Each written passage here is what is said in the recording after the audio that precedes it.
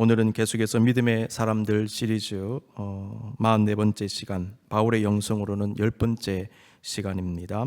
기도하는 곳에 가다가 라는 제목으로 말씀을 나누겠습니다. 이기주라고 하는 분이 쓴 언어의 온도라는 책이 있습니다. 사람의 말과 글, 이것을 주제로요, 자신의 삶의 경험과 생각들을 수필 형식으로 담담히 풀어낸 책입니다. 언젠가 제가 소개한 적이 있습니다. 이 책에 보면 부모와 자식을 연결하는 끈이라는 제목의 글이 있습니다. 저자는요, 자기 집 근처에 장애 아동들이 다니는 학교가 있는데 그 학교 앞에서 버스를 기다리며 직접 본 장면을 기록했습니다. 그때가 등하교 시간이었는데 장애를 가진 그 아이와 그 아이의 어머니가 함께 걸어왔답니다. 그런데 가만히 보니요, 두 사람 사이에 끈이 보이더래요. 그 어머니는 그 장애를 가진 아이가 자기 마음대로 엉뚱한 길로 갈까봐 끈으로 자기의 몸과 아이의 몸을 연결했다는 거예요. 그리고 같이 걸어오더랍니다. 그때 저자는 엄마의 뱃속에 있는 태아와 엄마가 탯줄로 연결되어 있는 모습을 떠올렸답니다. 그 탯줄은 생명의 끈이지요. 사랑의 끈입니다. 부모와 자식은 근원적으로 탯줄과 같은 끈으로 묶여 있는 겁니다. 그거 끊을 사람 없습니다. 그리고 세상에 태어나 그 탯줄을 잘랐다 하더라도 보이지 않는 마음의 탯줄로 계속 묶여 있는 거예요. 그것이 바로 부모와 자식의 관계입니다. 성도는 하나님의 자녀들로서 하나님과 영적 탯줄로 연결이 되어져 있습니다. 하나님은 여전히 사랑과 은혜의 끈으로 우리와 하나님 자신을 묶으시고 결코 그 끈을 끊지 않으십니다. 영적 생명의 탯줄로 하나님과 연결된 우리는 또 하나의 끈으로 주님과 연결이 되어져 있습니다. 그것은 바로 기도의 끈입니다. 그렇습니다. 성도는 기도라고 하는 영적인 끈으로 주님과 연결되는 것입니다. 하나님은 기도라는 끈을 통해 우리에게 은혜를 주시고 힘과 능력을 주십니다. 그러므로 성도가 기도를 쉬는 것은 매우 위험합니다. 영성이란 하나님과의 관계 형성인데 관계 형성으로서의 영성을 구체적으로 실현해 나가는 것이 바로 기도입니다. 여러분이 기도하면요, 여러분의 영성을 실현해 나가는 것이 되는 것입니다. 기도는 하나님과의 관계를 이루어가는 과정이며 교제의 수단이 됩니다. 교제는요, 오고 감이죠. 가는 게 있고 오는 게 있어야 교제입니다. 상호적인 것입니다. 상호성이 없는 교제는 없습니다. 우리는 기도를 통하여 하나님께로 가며 하나님은 우리에게로 오시는 것입니다. 그렇다면 기도란 구체적으로 무엇일까요? 영성학에서는 기도를 원초적 언어라고 이해합니다. Primary speech. 그 이유는 우리의 실존의 가장 깊은 부분, 우리 존재의 가장 밑바닥을 드러내는 것이 기도이기 때문입니다. 이것은 기본적으로 기도가 우리의 욕구와 관계가 있음을 알게 합니다. 기도의 시작은요, 저와 여러분의 욕구에서 시작이 돼요. 욕구가 없으면 기도가 나오지 않은 것입니다. 인간의 욕구는 인간의 필요와 연결이 되지요. 배가 고픈 사람은 밥이 필요하기 때문에 밥을 달라고 하는 겁니다. 추운 사람은 따뜻한 온기와 옷이 필요하기 때문에 그것을 달라고 하는 것입니다. 외로운 사람은 자신과 함께할 사람들과 그들을 통한 사랑과 위로가 필요하기 때문에 그것을 구하게 되는 것입니다. 이때 구한다는 게 뭘까요? 기도한다는 겁니다. 특히 하나님께 그것을 구할 때 우리는 하나님께 기도한다라고 말합니다. 종교개혁자 칼빈도 기도에 대해서 말하면서 하늘 아버지께서는 어린이들이 어려운 근심 걱정이 있을 때마다 부모의 보호 아래로 달려가 피난처를 얻는 것 같이 우리도 어려운 일이 있을 때마다 그를 찾으라고 경고하시며 역설하신다라고 얘기했어요. 여러분, 그럼에도 기도는요, 우리의 욕구를 충족시키는 목적만을 가지지는 않습니다. 욕구 충족으로 끝나고 그것만을 목적으로 하는 게 기도가 아니라는 것입니다. 기도는 우리의 필요에서 나오고 하나님의 도움을 받기 위해 하나님께 나아가는 것이지만 그것과 함께 보다 근본적으로 주님과의 교통과 교제를 목적으로 하는 거예요. 자식이 부모를 찾는 이유가 부모한테 뭘 얻기 위해서만 찾습니까? 그렇지 않습니다. 부모와 자식의 근본적인 교제를 위해서 찾는 거예요. 아무런 원하는 것이 없어도 찾아가는 것입니다. 만나는 것입니다. 기도도 그와 같습니다. 그래서 칼빈은 기도란 하나님과 경건한 사람들 사이의 친밀한 대화이다, 이렇게 얘기한 것입니다. 우리의 욕구의 충족은 그 교제 가운데 하나님의 뜻 안에서 이루어지게 됩니다. 이것을 다른 말로 응답이라고 하는 겁니다. 기도의 응답. 하나님의 교제 안에서, 하나님의 뜻 안에서 욕구 충족이 이루어진다는 거예요. 그게 응답입니다. 자, 그렇다면 기도는 어떻게 하는 것일까요? 원초적 언어로서의 기도는 다양한 언어로 드려집니다. 다양한 언어. 언어는 우리가 사용하는 말로서의 언어도 있고요, 우리의 마음의 언어가 있고 우리의 영혼의 언어가 있습니다. 우리가 쓰는 말로 기도할 때 그것을 구성기도, oral prayer라고 얘기합니다. 우리의 마음의 언어로 기도하는 것을 침묵기도, silent prayer라고 얘기합니다. 마음의 언어로 기도하는 거죠. 방언은 우리의 영혼의 언어라고 말할 수 있어요. 그래서 일반 언어 체계로는 그 방언을 이해를 못합니다. 중요한 것은 기도는 심오한 의미의 언어라는 것이지요. 근데 언어는 말해져야 합니다. 따라서 기도는 어떤 형태로든 표현되어져야 합니다. 기도는 우리의 말로도 표현되지만 마음으로도 표현되고요, 생각으로도 표현돼요. 우리는 찬송을 통해서도 우리의 기도를 표현하며 심지어 우리의 행동으로서도 기도할 수 있습니다. 6세기 이탈리아의 수도사였던 누르시아의 성 베네딕트는 노동은 기도요, 기도가 곧 노동이다 그랬습니다. 기도는 때때로 우리의 노동과 선행으로도 표현되는 겁니다. 여러분들이 남을 사랑하고 섬기고 아끼고 도와주면요, 기도 행위가 되는 거예요. 기도란 그리스도인의 삶 자체로 볼 수 있습니다. 기도는 우리의 다양한 언어로 표현됩니다. 특히 우리의 말로서의 언어로 표현되지요.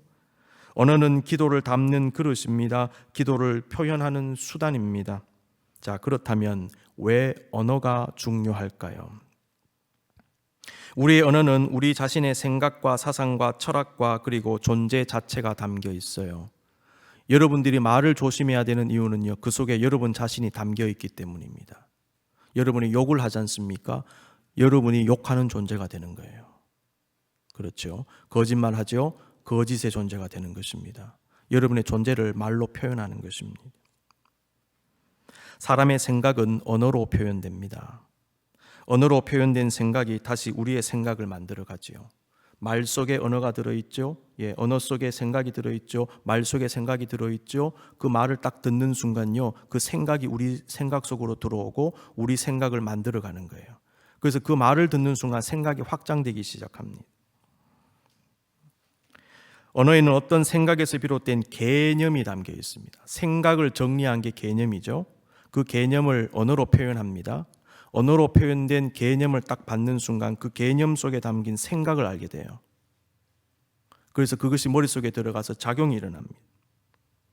여러분, 그래서 언어를 듣고 읽으면 생각이 생기고 생각이 정리가 됩니다. 여러분들이 책을 읽으시면요, 머릿속에 다양한 생각들이 떠오르게 될 거예요. 책 속에 기록된 언어, 그 언어 속에 기록된 생각이 머릿속에 들어가기 때문에 생각의 작용이 일어나기 시작합니다. 그래서 여러분, 책을 읽는 것은 생각을 바꾸는 것입니다. 생각을 풍성하게 하는 것입니다. 그러니까 성경을 읽는 순간 성경 속에 들어가 있는 하나님의 생각을 발견하게 되는 것이고 하나님의 생각이 우리 생각 속으로 들어오게 된다는 거예요. 그래서 여러분이 성경을 읽고 묵상하셔야 한다는 것입니다. 우리가 기도한다고 하는 것은 나의 욕구와 필요뿐만 아니라 나의 생각을 표현하는 것입니다. 그런 의미에서. 그래서 언어로 기도하는 게 중요합니다. 나의 생각을 표현하는 겁니다. 특히 하나님을 향한 나의 생각을 표현하는 게 기도입니다. 더 나아가서 기도는 우리의 믿음을 표현하는 것이 돼요.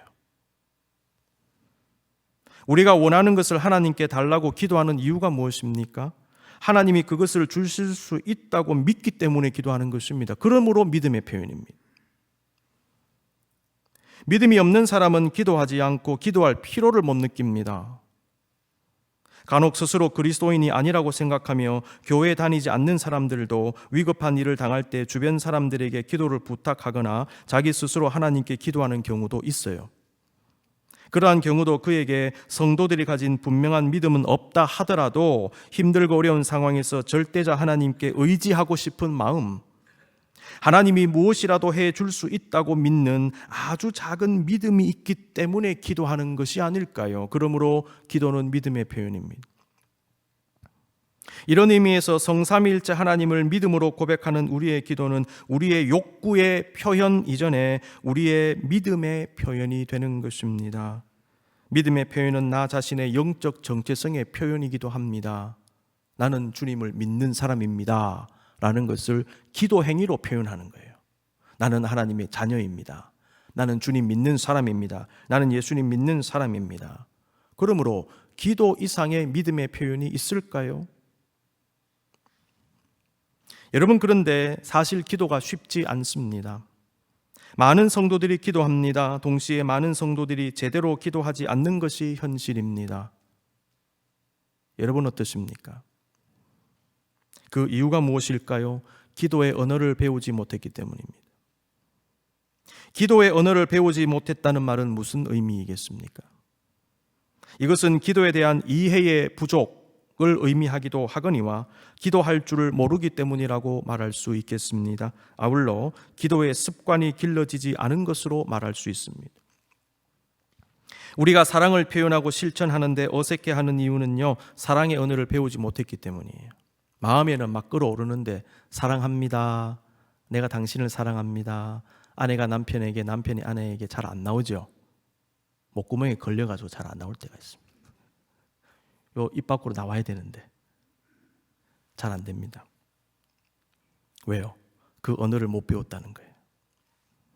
결혼 상담가인 게리 채프만이라는 박사님이 계신데요, 이분이 쓴 책 가운데 5가지 사랑의 언어라는 책이 있습니다. 이 책에서 이분이요, 5가지 사랑의 언어가 무엇인가 이렇게 얘기했습니다. 확인하는 말, A word of affirmation 이렇게 되어 있는데, 뭘 확인합니까? 사랑을 확인하는 말, 신뢰를 확인하는 말. 내가 당신을 사랑합니다. 확인해 주는 거예요.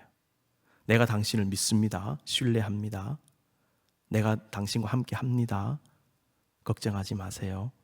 이 확인하는 말을 종종 해주라는 거예요. 이게 사랑의 언어가 된다는 거예요.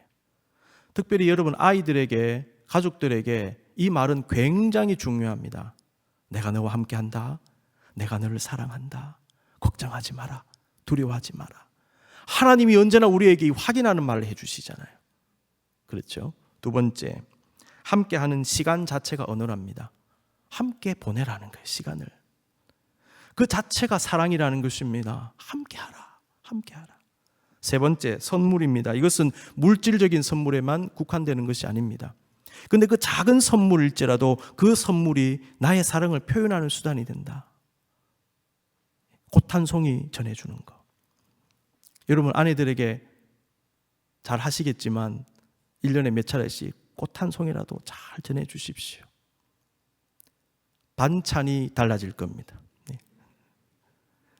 이 별거 아닌 꽃이지만요, 내 사랑의 표현이거든요. 근데 그 표현을 하라는 겁니다. 사랑의 언어로 표현하라. 그 다음 봉사 섬김이죠. 이것은 뭐냐 하면 어떤 형태로든 도와주라. 설거지도 같이 좀 해주라. 빨래도 도와주라. 마사지도 좀 해주라. 뭐 필요한 거 있으면 좀 들어주라. 다양한 봉사와 섬김이 있는데 이건 역시 사랑의 언어입니다. 마지막으로 육체적인 접촉, 스킨십입니다.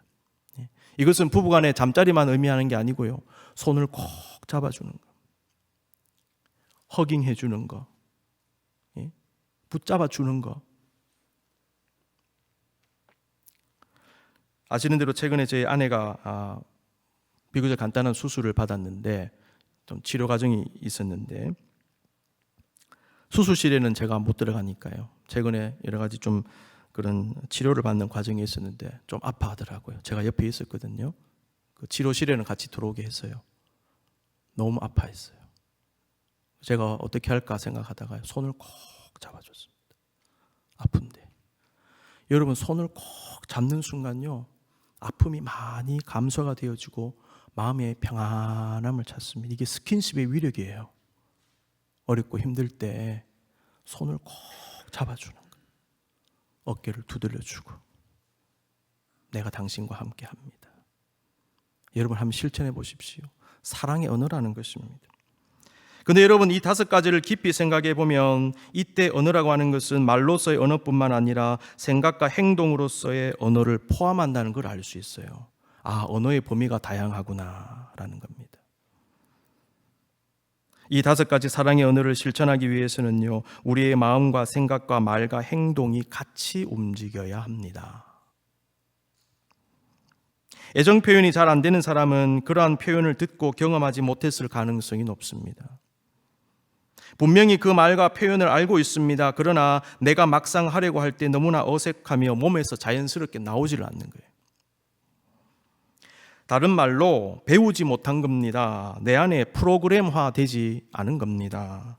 우리가 특정 상황에서 특정 생각을 하고 특정 말과 행동을 하는 이유는요, 많은 경우에 학습되어지고 경험되어졌기 때문에 자연스럽게 나오는 거예요. 내 안에 이미 들어와 있는 어떤 것이 특정 상황이 발생했을 때 그대로 나옵니다. 그러므로 여러분 좋은 것을 배우고 경험하는 것이 중요하고요. 아울러 나도 나의 가족에게 남에게 좋은 것을 가르치고 경험하게 해야 됩니다. 내가 잘못된 것을 보여주고 경험하게 하면요, 나의 가족과 내 주변 사람들이 잘못된 영향을 받을 수밖에 없어요. 그 부정적인 걸 자기가 그대로 받았기 때문에 은연중에 이것이 내면에서 그냥 나오는 겁니다.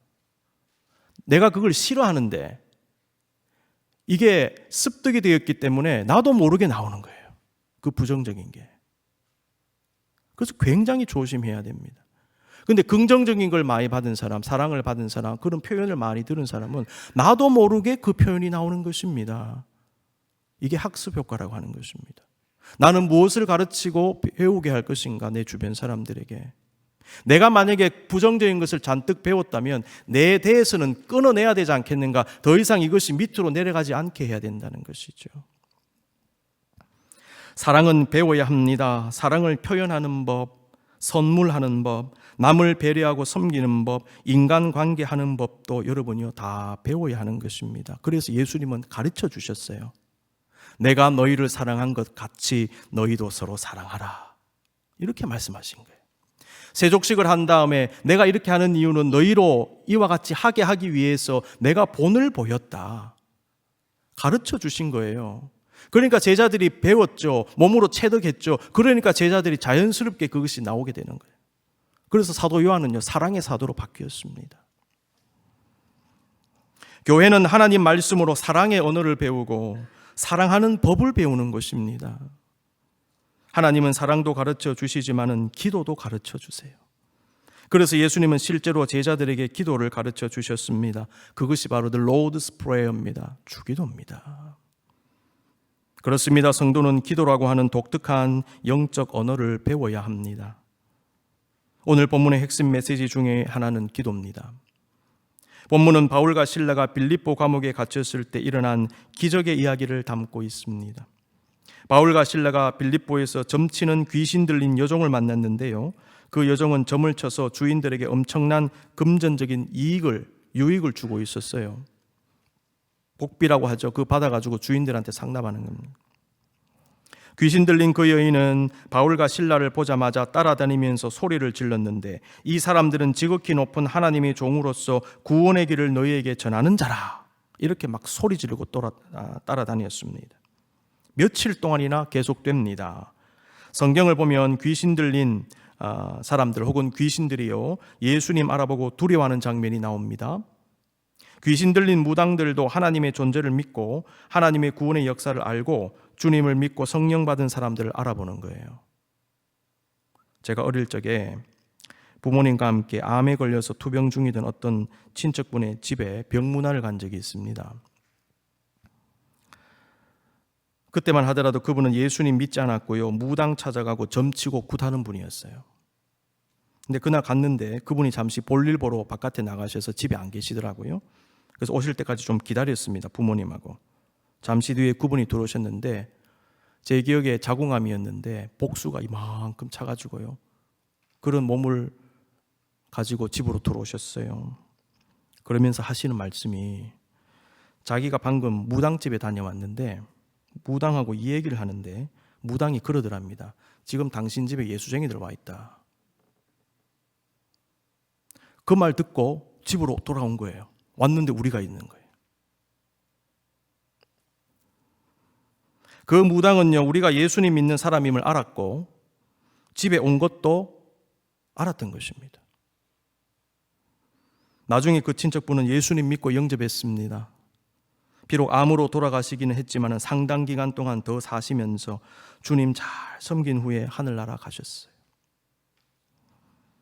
오늘 본문에 등장하는 귀신 들린 무당도요, 하나님의 사람 바울을 알아본 겁니다. 바울은 그 여인이 며칠 동안 계속 따라다니면서 소리를 지르자 매우 괴로워했습니다. 왜 괴로워했을까요? 하나님의 사람이라고 말하는데. 첫째로 설교에 엄청난 방해를 느낀 것입니다. 따라다니면서 그러니까 말씀을 전할 수가 없는 거예요.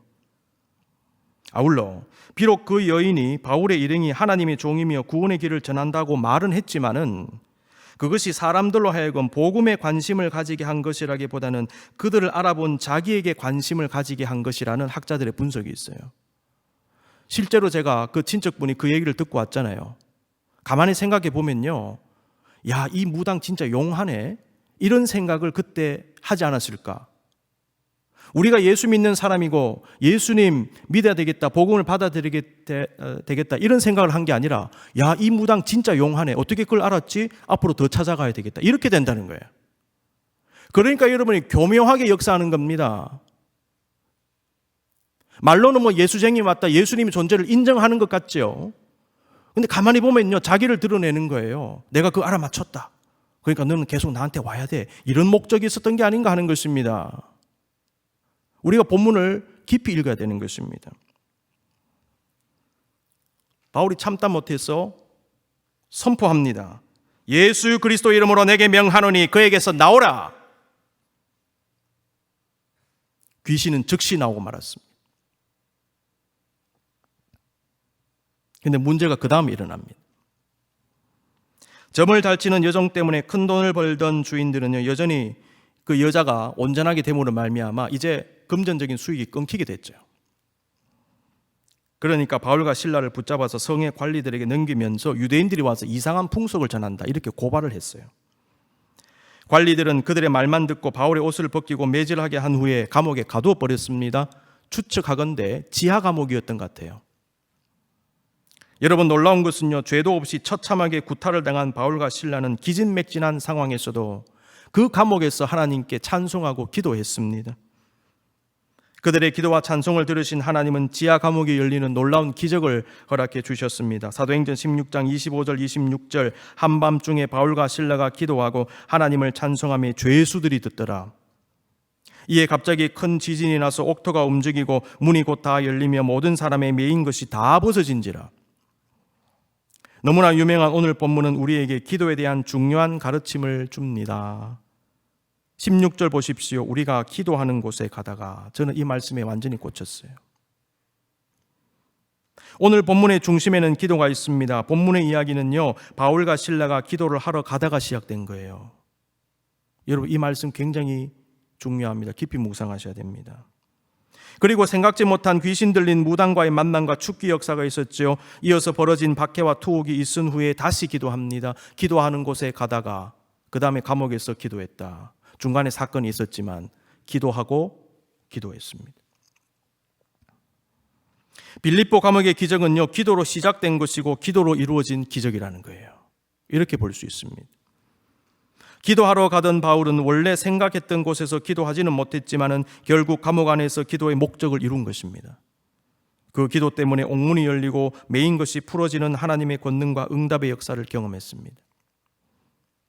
우리의 관심은 1차적으로 바울이 기도하러 가고 있었다는 것에 두어야 됩니다. 기도하는 곳에 가다가. 기도하러 가면서 기적을 행한 역사는 베드로와 요한에게도 일어났죠. 사도행전 3장에서 베드로와 요한은 제9시 기도 시간에 기도하러 성전에 가고 있었는데 성전 미문에 앉아 구걸하던 선천적으로 불구로 태어난 사람을 만나 그 자리에서 치유해 주었습니다. 그 장애인이 베드로와 요한에게 구걸을 하자 베드로는 이와 같이 말했습니다. 은과 금은 내게 없거니와 내게 있는 이것을 내게 주노니 나사렛 예수 그리스도의 이름으로 일어나 걸으라. 여러분에게 하나님의 놀라운 이러한 역사가 일어날 줄로 믿습니다. 예수님의 이름으로 일어나 걷는 역사, 귀신이 쫓겨가는 역사, 문제가 해결되는 역사, 진리를 발견하는 역사 일어날 것입니다. 그러자 치유받았습니다. 그 사람은 성전으로 들어가며 걷기도 하고 뛰기도 하며 하나님을 찬송했습니다. 베드로와 바울의 이야기는요, 우리에게 기도는 그들의 삶 자체였다는 것을 보여줘요. 기도는 그들에게 주님과의 만남이었고 영적인 호흡이고 힘과 능력과 지혜를 공급받는 영적 탯줄과 같았습니다. 베드로와 바울이 치유와 축구의 기적을 일으킨 것은 그들의 개인적인 능력이 아닙니다. 기도에서 나온 겁니다. 그래서 예수님은 이와 같이 말씀하셨지요. 기도 외에 다른 것으로는 이런 종류가 나갈 수 없느니라. 여러분의 비즈니스도, 여러분의 학문도, 여러분의 가정도, 여러분의 인생도 기도로 이루어지게 해야 됩니다. 기도 외에 다른 것으로는 이런 종류가 못 나갑니다. 능력은 기도에서 나오는 겁니다. 그러므로 기도하는 곳에 가다가라는 말씀이 중요하다는 거예요. 이것은 그들이 항상 기도하는 삶을 살았고 그러한 삶 속에서 하나님의 기적을 경험한 것입니다. 항상 기도하는 중에 역사를 경험합니다. 늘 기도하는 사람은 필요한 때에 필요한 은혜, 필요한 지혜, 필요한 도움, 필요한 응답을 받습니다. 그러므로 여러분이요, 기도를 쌓으십시오. 그 와중에요, 필요한 때 역사가 나타나는 거예요. 그 와중에 필요한 때 지혜를 받습니다. 필요한 때 문이 열리는 거예요. 기도하는 와중에, 기도를 쌓고 있는 와중에 역사들이 일어나는 것입니다. 여러분은 언제 어느 때 여러분이 필요한 것이 나타날 줄 몰라요. 우리는 모릅니다. 그런데 늘 기도하는 사람은요, 적시에 은혜를 받는 겁니다.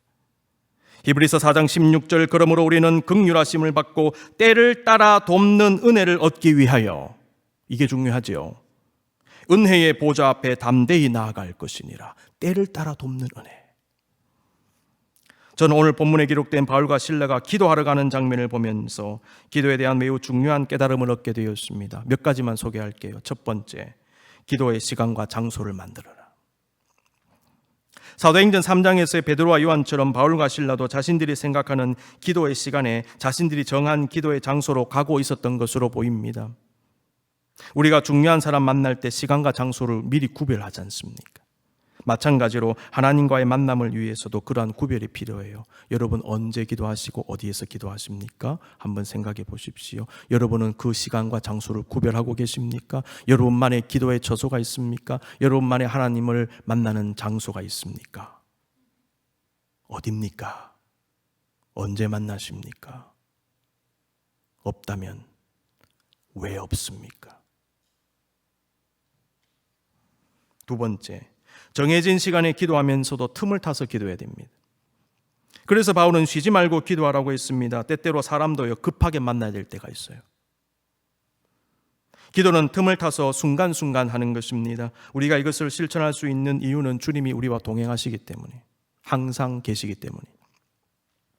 동행하는 사람들끼리는요, 계속해서 이야기를 주고받지요. 동행자는 대화하며 마음과 생각과 피로를 나누는 법입니다. 이게 동행자예요. 그렇다면 하나님과도 끊임없이 틈을 타서 대화하셔야죠. 영성의 삶이란 기도의 삶입니다. 우리가 틈을 타서 기도해야 되는 또 하나의 이유가 있습니다. 마귀는 틈을 타서 우리를 유혹하기 때문이에요. 베드로전서 5장 8절 보십시오. 근신하라 깨어라, 너희 대적 마귀가 우는 사자같이 두루다니며 삼킬 자를 찾나니. 에베소서 4장 27절, 마귀에게 틈을 주지 마라. 자, 마귀가 틈을 타죠. 우리는 틈을 타 기도하죠. 그럼 우리를 못 뚫고 들어오는 겁니다. 근데 우리가 틈을 타서 기도하지 아니하면 틈을 타는 마귀가 역사하는 것입니다. 그러니까 사람이 유혹에 빠지는 거예요. 틈을 타서 기도하는 사람은요, 유혹을 막을 수가 있습니다.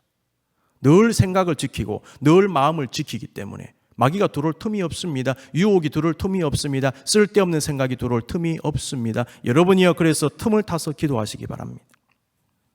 영적으로 승리할 겁니다. 세 번째, 지금 바로 이 자리에서 기도하십시오. 기도는 정해진 시간에도 하고 틈을 타서 하지요. 기도는 정해진 장소에서도 합니다. 그런데 내가 서 있는 바로 이 자리에서도 하는 겁니다. 리차드 포스트는요, 단순한 기도를 설명하면서 지금 바로 이 자리에서 기도하라고 권면했습니다.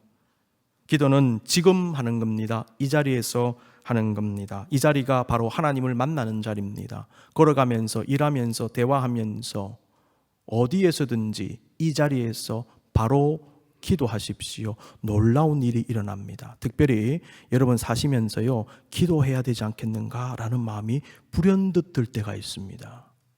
많은 경우에 성령의 초청일 수 있어요. 그때 기도했더니요, 내가 알지 못하는 어떤 사람, 나의 가족 중에 누가요, 기도가 필요한 때가 있는 걸 많이 경험해요. 기도했는데 알고 보니까 내 아들이, 내 딸이, 우리 엄마가, 우리 아버지가 그때 어려움을 당하고 있었다는 거예요. 나중에 알게 되는 거예요. 여러분, 기도의 감동을 마귀가 주겠습니까? 성령이 감동하는 겁니다. 그렇다면 그 감동에 순종하십시오. 기도의 감동을 묵살하면 안 됩니다. 성령을 소멸치 마라 그랬어요. 여러분, 그렇게 하셔야 돼요. 이 자리에서. 네 번째, 단순하게 기도하라. 단순한 기도는 기본적으로 아이가 부모에게 자신의 필요를 말하듯이 주님께 기도하는 것입니다. 그 필요는 단순한 물질적인 것뿐만 아니라 우리의 마음과 생각과 감정의 부분까지 매우 다양합니다. 우리는 어린아이처럼 단순한 마음으로 기도하면 됩니다. 기도는 거기에서 시작되는 겁니다. 여기서 우리는 단순한 기도의 개념을 생각할 수 있습니다. 기도는 단순한 마음으로 하는 것이구나. 어린 자식은 가식 없이 부모에게 말하지요. 똑같습니다. 기도가 성숙하고 깊이가 더해질수록요, 기도의 언어와 내용과 대상 역시 넓어집니다. 기도를 통하여 다양한 영적인 경험들을 하게 됩니다. 그러나 기본적으로 기도는요, 단순한 마음으로 단순하게 시작하는 것입니다. 아무리 복잡한 내용을 기도해도 주님을 향한 단순한 마음에는 변함이 없어야 됩니다. 어린아이와 같은 마음. 단순한 기도는 있는 모습 그대로 하는 것입니다. 리차드 포스트가 말한 단순한 기도의 요소 중에 하나는 있는 모습 그대로입니다.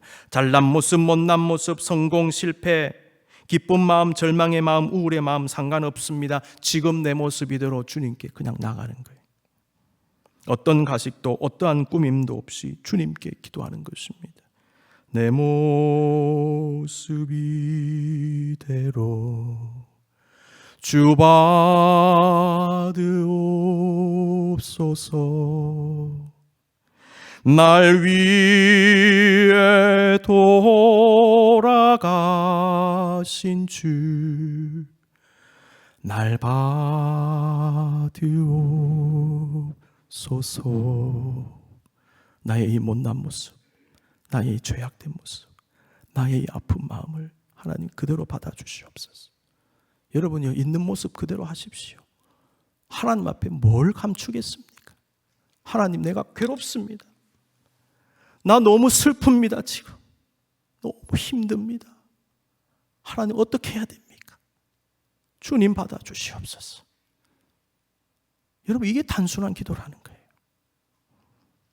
단순한 기도는 그래서 솔직한 기도입니다. 가식 없는 기도입니다. 거짓 없는 기도입니다. 솔직하게 얘기하라는 거예요. 상담 치유를 받기 원하시는 분들이 갖춰야 될 자세가 하나 있는데 솔직하게 다 털어놔야 된다는 거예요. 이게 상담 전문가들이 하는 얘기입니다. 상담 받는다고 하면서 털어놓지 않으면 상담이 이루어지지 않고 치유가 이루어지지 않습니다. 솔직하게 여는 순간 치유가 일어납니다. 하나님 앞에 그렇게 하셔야 돼요. 감추지 마십시오. 솔직하게 다윗처럼 토로하십시오. 공중기도는 좀 다듬을 필요가 있어요. 그러나 개인 기도는요, 정말 여러분 처절하게 주님 앞에 토로하십시오. 쏟아내셔야 됩니다. 솔직하게 기도하십시오. 그때 치유가 일어나는 것입니다. 중요한 것은 실천입니다. 내가 하나님께 실제로 기도하는 것 이상으로 효과적인 기도 학습법은 없습니다. 물론 기도에 대한 이론도 필요합니다. 훈련도 받아야 됩니다. 그런데 여러분, 기도는요, 다 알아야만 하는 게 아닙니다. 기도에 대해서 다 알지 못해도 지금 기도할 수 있습니다. 중요한 건 실천입니다. 기도는 실천을 통해서 배우는 것입니다. 오늘 본문은 기도를 실천한 바울과 실라의 모습을 담고 있습니다. 기도하러 가다가 큰 사건을 겪은 바울과 실라는 결국 빌립보 감옥에서 기도했다는 사실을 기억하시기 바랍니다. 이것이 무엇을 의미합니까? 그들의 기도의 삶은 계속되었다는 것입니다. 그들은 비록 고난당했지만은 기도의 삶을 통하여 기적과 능력을 경험했습니다. 이것을 바로 기도의 승리라고 말할 수 있습니다. 그렇습니다. 기도는 우리를 승리하게 하는 것입니다. 사랑하는 성도 여러분, 이 시간 눈을 한번 감으십시다. 기도의 마음으로 나아갑니다. 기도는 단순한 어린아이의 마음으로 우리의 마음을 주님께 토로하는 겁니다. 우리의 마음의 아픔을 알아주시는 주님은 우리의 기도를 들으시고 오늘 또 응답하십니다. 어떤 상황에서도 기도하는 성도들의 손을 잡아주시는 것입니다. 주님은 우리가 메마른 광야의 길을 걷더라도, 거친 바다 위를 항해할지라도 우리를 보호하시며 가장 좋은 것으로 오늘 또 인도하십니다.